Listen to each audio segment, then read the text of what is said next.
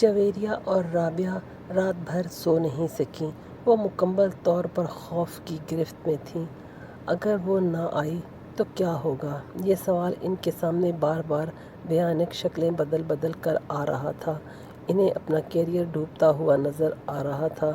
انہیں اندازہ تھا کہ ان کے گھر والے ایسے معاملے پر کیسا رد عمل ظاہر کریں گے۔ وہ انہیں بری طرح ملامت کریں گے۔ انہیں امامہ کے والد کو سب کچھ صاف صاف نہ بتانے پر تنقید کا نشانہ بنائیں گے۔ پھر وارڈن سے سارا معاملے کو چھپانے کے لیے بھی ناراض ہوں گے۔ انہیں اندازہ نہیں تھا کہ حقیقت سامنے آنے پر خود ہاشم مبین اور ان کی فیملی کا رد عمل کیا ہوگا۔ وہ اس سارے معاملے میں ان دونوں کے رول کو کس طرح دیکھیں گے۔ ہاسٹل میں لڑکیاں ان کے بارے میں کس طرح کی باتیں کریں گی، اور پھر اگر یہ سارا معاملہ پولیس کیس بن گیا تو پولیس ان کی اس پردہ پوشی کو کیا سمجھے گی۔ وہ اندازہ کر سکتی تھیں اور اسی لیے بار بار ان کے رونگٹے کھڑے ہو رہے تھے۔ مگر سوال یہ پیدا ہوتا تھا کہ وہ گئی کہاں اور کیوں؟ وہ دونوں اس کے پچھلے رویوں کا تجزیہ کرنے کی کوشش کر رہی تھیں۔ کس طرح پچھلے 1 سال سے وہ بالکل بدل گئی تھی۔ اس نے ان کے ساتھ گھومنا پھرنا بند کر دیا تھا۔ وہ الجھی رہنے لگی تھی۔ پڑھائی میں بھی اس کا انہماک بھی کم ہو گیا تھا، اور اس کی کم گوئی اور وہ جو ایک بار وہ ہمارے شاپنگ کے لیے جانے پر پیچھے سے اچانک غائب ہو گئی تھی، تب بھی یقیناً وہ وہیں گئی ہوگی جہاں وہ اب گئی ہے، اور ہم نے کس طرح بے وقوفوں کی طرح اس پر اعتبار کر لیا۔ رابعہ کو پچھلی ساری باتیں یاد آ رہی تھیں۔ مگر امامہ ایسی نہیں تھی۔ میں تو اسے بچپن سے جانتی ہوں۔ وہ ایسی بالکل بھی نہیں تھی۔ جویریہ کو اب بھی اس پر کوئی شک نہیں ہو رہا تھا۔ ایسا ہونے میں کوئی دیر تھوڑی لگتی ہے، بس انسان کو کردار کا کمزور ہونا چاہیے۔ رابعہ بدگمانی کی انتہا کو پہنچی ہوئی تھی۔ رابعہ اس کی مرضی سے اس کی منگنی ہوئی تھی۔ وہ اور اسجد ایک دوسرے کو پسند کرتے تھے، پھر وہ اس طرح کی حرکت کیسے کر سکتی ہے؟ جویریہ نے اس کا دفاع کرنے کی کوشش کی۔ پھر تم بتاؤ کہ وہ کہاں گئی؟ میں نے تو مکھی بنا کر اسے کسی دیوار کے ساتھ نہیں چپکایا۔ اس کے بابا اس سے ملنے یہاں آئے اور وہ اپنے گھر سے آئے ہیں، تو ظاہر ہے وہ گھر نہیں گئی۔ وہ ہم سے یہ کہہ کر گئی ہے کہ وہ گھر جا رہی ہے۔ رابعہ نے بے چارگی سے کہا۔ ایسا بھی تو ہو سکتا ہے کہ اسے کوئی حادثہ پیش آ گیا ہو سکتا ہے وہ کسی طرح گھر نہ پہنچ پائی ہو۔ وہ ہر بار یہاں سے فون کر کے اسلام آباد اپنے گھر والوں کو اپنے آنے کی اطلاع دے دیتی تھی، تاکہ اس کا بھائی اسے کوسٹر کے اسٹینڈ سے پک کر لے۔ اگر اس بار بھی اس نے اسے اطلاع دی تھی تو پھر اس کے وہاں نہ پہنچنے پر وہ لوگ اطمینان سے وہاں نہ بیٹھے ہوتے۔ وہ یہاں ہاسٹل میں فون کرتے، اور اس کے والد کے انداز سے تو ایسا ہی محسوس ہوا تھا جیسے اس کا اس ویکینڈ پر اسلام آباد کا کوئی پروگرام نہیں تھا۔ رابعہ نے اس کے قیاس کو مکمل طور پر رد کرتے ہوئے کہا۔ ہاں، وہ کبھی بھی 1 ماہ میں 2 بار اسلام آباد نہیں جاتی تھی، مگر اس بار وہ دوسرے ہی ہفتے اسلام آباد جا رہی تھی، اور اس نے وارڈن سے خاص طور پر یہ کہہ کر اجازت لی تھی۔ کوئی نہ کوئی بات ضرور ہے، کہیں نہ کہیں کچھ نہ کچھ ضرور غلط ہے۔ جویریہ کو پھر خدشات ستانے لگے۔ اس کے ساتھ ساتھ ہم بھی بری طرح ڈوبیں گے۔ ہم سے بہت بڑی غلطی ہوئی جو ہم نے سب کچھ کو اس طرح کو ریپ کیا۔ ہمیں صاف صاف بات کر دینی چاہیے تھی اس کے والد سے کہ وہ یہاں نہیں ہے، پھر وہ جو چاہے کرتے۔ یہ ان کا مسئلہ تھا، کم از کم ہم تو اس طرح بری طرح نہ پھنستے۔ اس طرح پھنس گئے ہیں اب ہم۔ رابعہ مسلسل بڑبڑا رہی تھی۔ خیر، اب کیا ہو سکتا ہے؟ صبح تک انتظار کرتے ہیں۔ اگر وہ کل تک نہیں آئی تو پھر ہم وارڈن کو سب کچھ بتا دیں گے، جویریہ نے کمرے کے چکر لگاتے ہوئے کہا۔ وہ رات ان دونوں نے اسی طرح باتیں کرتے جاگتے گزاری۔ اگلے دن وہ دونوں کالج نہیں گئیں۔ اس حالت میں کالج جانے کا کوئی فائدہ بھی نہیں تھا۔ امامہ ویکینڈ پر ہفتے کو صبح واپسی 9 بجے تک کے قریب جایا کرتی تھی، مگر اس دن وہ نہیں آئی۔ ان کے اعصاب جواب دینے لگے۔ 2:30 بجے کے قریب وہ فک رنگ اور کانپتے ہوئے ہاتھوں کے ساتھ اپنے کمرے سے وارڈن کے کمرے میں جانے کے لیے نکل آئیں۔ ان کے ذہن میں وہ جملے گردش کر رہے تھے جو انہیں وارڈن سے کہنے تھے۔ وہ وارڈن کے کمرے سے ابھی کچھ ہی دور تھیں جب انہوں نے امامہ کو بڑے اطمینان کے ساتھ اندر آتے دیکھا۔ اس کا بیگ اس کے کندھے پر تھا اور فولڈر ہاتھوں میں۔ وہ یقیناً سیدھی کالج سے آ رہی تھی۔ جویریہ اور رابعہ کو یوں لگا جیسے ان کے پیروں کے نیچے سے نکلتی ہوئی زمین یکدم تھم گئی ہو۔ ان کی رکی ہوئی سانسیں ایک بار پھر چلنے لگی تھیں۔ کل کے اخبارات میں متوقع ہیڈ لائنز جو بھوت بن کر ان کے گرد ناچ رہی تھی یکدم غائب ہو گئی۔ وہ اس کی جگہ غصے اور اشتعال نے لے لی تھی جو انہیں امامہ کی شکل دیکھ کر آ رہا تھا۔ وہ انہیں دیکھ چکی تھی اور اب ان کی طرف ہی آ رہی تھی۔ اس کے چہرے پر بڑی خوشگوار سی مسکراہٹ تھی۔ تم دونوں آج کالج کیوں نہیں آئیں؟ سلام دعا کے بعد اس نے ان سے پوچھا۔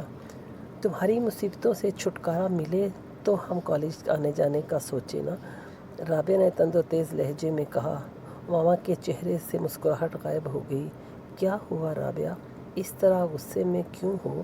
امامہ نے قدرے تفتیش سے پوچھا۔ تم ذرا اندر کمرے میں آؤ، پھر بتاتی ہوں کہ میں غصے میں کیوں ہوں۔ رابعہ نے اسے بازوں سے پکڑ لیا اور تقریباً کھینچتے ہوئے کمرے میں لے آئی۔ جویریہ جو کچھ کہے بغیر ان دونوں کے پیچھے آ رہی تھی۔ امامہ ہکا بکا تھی۔ وہ رابعہ اور جویریہ کے رویے کو سمجھ نہیں پا رہی تھی۔ کمرے میں داخل ہوتے ہی رابعہ نے دروازہ بند کر دیا۔ کہاں سے آ رہی ہو تم؟ رابعہ نے مڑ کر انتہائی تلخ لہجے میں اس سے پوچھا۔ اسلام آباد سے، اور کہاں سے؟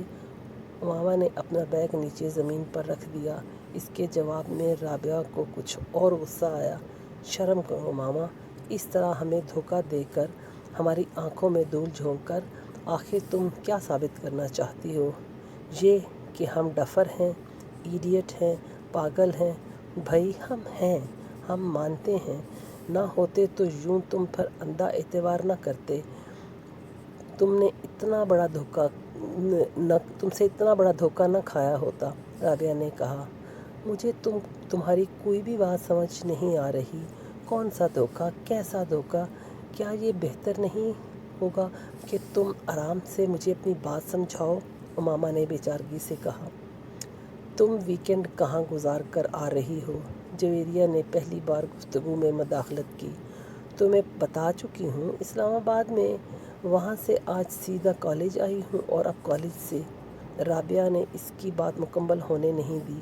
بکواس بند کرو، یہ جھوٹ اب نہیں چل سکتا۔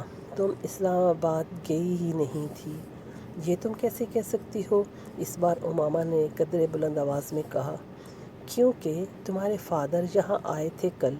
امامہ کا رنگ اڑ گیا۔ وہ کچھ بول نہیں سکی۔ اب کیوں منہ بند ہو گیا؟ اب بھی کہو تم اسلام آباد سے آ رہی ہو، رابعہ نے طنزیہ لہجے میں کہا۔ بابا یہاں آئے تھے، امامہ نے اٹکتے ہوئے کہا۔ ہاں آئے تھے، تمہارے کچھ کپڑے دینے کے لیے، جویریہ نے کہا۔ انہیں یہ پتہ چل گیا کہ میں ہاسٹل میں نہیں ہوں؟ میں نے جھوٹ بولا ان سے کہ تم ہاسٹل میں کسی کام سے باہر گئی ہو۔ وہ کپڑے دے کر چلے گئے، جویریہ نے کہا۔ امامہ نے بے اختیار اطمینان کا سانس لیا۔ یعنی انہیں کچھ پتہ نہیں چلا؟ اس نے بستر پر بیٹھتے ہوئے اپنے جوتوں کے اسٹریپس کھولتے ہوئے کہا۔ نہیں، انہیں کچھ پتہ نہیں چلا۔ تم منہ اٹھا کر اگلے ہفتے پھر کہیں روانہ ہو جانا، اوکے؟ میں اب وارڈن سے اس سلسلے میں بات کرنے والی ہوں۔ ہم تمہاری وجہ سے خاصی پریشانی اٹھا چکے ہیں، مزید اٹھانے کے لیے تیار نہیں۔ بہتر ہے تمہارے پیرنٹس کو تمہاری ان حرکتوں کے بارے میں پتہ چل جائے، رابعہ نے دو ٹوک انداز میں اس سے کہا۔ उमामा ने सर उठाकर इससे देखा। कौन सी हरकतों के बारे में? मैंने क्या किया है? क्या किया है? हॉस्टल से इस तरह 2 दिन के लिए घर का कहकर गायब हो जाना तुम्हारे नज़दीक कोई बड़ी बात नहीं। उमामा जवाब देने के बजाय दूसरे जूते के स्ट्रिप्स खोलने लगी। मुझे वार्डन के पास चले ही जाना चाहिए। राबिया ने गुस्से के आलम में दरवाजे की तरफ बढ़ते हुए कहा। जवेरिया ने आगे बढ़कर इसे रोका। वार्डन से बात कर लेंगे, पहले इससे तो बात कर लें। तुम जल्दबाजी मत करो, मगर तुम इस डीट का इत्मीनान तो देखो। मजाल है ज़रा बराबर शर्मिंदगी भी इसके चेहरे से झलक रही हो। राबिया ने गुस्से में उमामा की तरफ इशारा करते हुए कहा। मैं तुम दोनों को सब कुछ बता दूंगी। इतना गुस्से में आने की ज़रूरत नहीं। मैंने कोई गलत काम नहीं किया, ना ही किसी गलत जगह पर गई थी, और हाँ, भागी भी नहीं थी। उमामा ने जूतों की कैद से अपने पैरों को आज़ाद करते हुए कदरे धीमे लहजे में कहा। फिर तुम कहाँ गई थी? इस बार जवेरिया ने पूछा। अपनी एक दोस्त के यहाँ। कौन सी दोस्त? है एक। इस तरह झूठ बोलकर क्यों? मैं तुम लोगों के सवालों से बचना चाहती थी, और घर वालों को बताती तो इनसे इजाज़त लेने की कोशिश करती तो वो कभी भी इजाज़त ना देते। किसके यहाँ गई थी और किस लिए? जवेरिया ने इस बार कदरे तजस्सुस आमेज़ अंदाज में पूछा। मैंने कहा ना, मैं बता दूंगी, मुझे कुछ वक्त दो। उमामा ने इसकी बात का जवाब में कहा। कोई वक्त नहीं दे सकते हम। तुम्हें वक्त दें ताकि तुम एक बार फिर गायब हो जाओ, इस बार वापस ही ना आओ। राबिया ने इस बार नाराज़गी से कहा, मगर पहले की निस्बत इस बार इसका लहजा धीमा था। तुम्हें तो इस बात का भी एहसास नहीं कि तुमने हमारी पोजीशन कितनी ऑकवर्ड बना दी थी। अगर तुम्हारे इस तरह गायब होने का पता चल जाता तो हमारी कितनी बेइज्जती होती। इसका एहसास था तुम्हें? राबिया ने इसी अंदाज में कहा। मुझे ये तवक्को ही नहीं थी कि बाबा यहाँ इस तरह अचानक आ जाएंगे, इसलिए मैं ये भी नहीं सोच सकती थी कि तुम लोगों को किसी नाजुक सूरत हाल का सामना करना पड़ सकता है, वरना मैं इस तरह कभी ना करती। उमामा ने माज़रत खाना अंदाज में कहा। तुम कम से कम हम पर एतबार करके हमें बता कर भी जा सकती थी, जवेरिया ने कहा। मैं आइंदा ऐसा कभी नहीं करूँगी, उमामा ने कहा। कम से कम मैं तुम्हारे किसी वादे, किसी बात पर एतबार नहीं कर सकती, राबिया ने दो टोक अंदाज में कहा। मुझे अपनी पोजीशन क्लियर करने दो राबिया, तुम मुझे गलत समझ रही हो, उमामा ने इस बार कदरे कमज़ोर अंदाज में कहा। तुमको एहसास है तुम्हारी वजह से हमारा करियर और हमारी ज़िंदगी किस तरह दांव पर लग गई थी? ये दोस्ती होती है? इसे दोस्ती कहते हैं? ठीक है, मुझसे गलती हुई, मुझे माफ़ कर दो, उमामा ने जैसे हथियार डालते हुए कहा। जब तक तुम ये नहीं बताओगी कि तुम कहाँ गायब हो गई थी, मैं तुम्हारी कोई माज़रत कबूल नहीं करूँगी, राबिया ने दो टोक अंदाज में कहा। उमामा कुछ देर इसे देखती रही, फिर इसने कहा, मैं सबिया के घर चली गई थी। जवेरिया और राबिया ने हैरानगी से एक दूसरे को देखा। कौन? इन दोनों ने तकरीबन बैक वक्त पूछा। तुम लोग जानती हो इसे, उमामा ने कहा। वो 4th ईयर की सबिया? जवेरिया ने बेख्तियार पूछा। उमामा ने सर हिलाया। मगर इसके घर किस लिए गई थी तुम? दोस्ती है इससे मेरी, उमामा ने कहा। दोस्ती? कैसी दोस्ती? 4 दिन की दुआ सलाम तुम्हारे साथ है इसकी, और मेरा ख्याल है तुम तो इसे अच्छी तरह से जानती भी नहीं, फिर इसके घर रहने के लिए क्यों चली गई? जवेरिया ने एतराज़ करते हुए कहा। वो भी इस तरह झूठ बोलकर? कम से कम इसके घर जाकर रहने के लिए तुम्हें हमसे या अपने घर वालों से झूठ बोलने की ज़रूरत नहीं थी, राबिया ने इसी के लहजे में बात की। तुम इसे कॉल करके पूछ लो कि मैं इसके घर थी या नहीं, उमामा ने कहा। चलो ये मान लिया कि तुम इसके घर पर थी, मगर क्यों थी? जवेरिया ने पूछा। उमामा खामोश रही। फिर कुछ देर बाद इसने कहा, मुझे इसकी मदद की ज़रूरत थी। ان دونوں نے حیرانگی سے ایک دوسرے کو دیکھا۔ کس سلسلے میں؟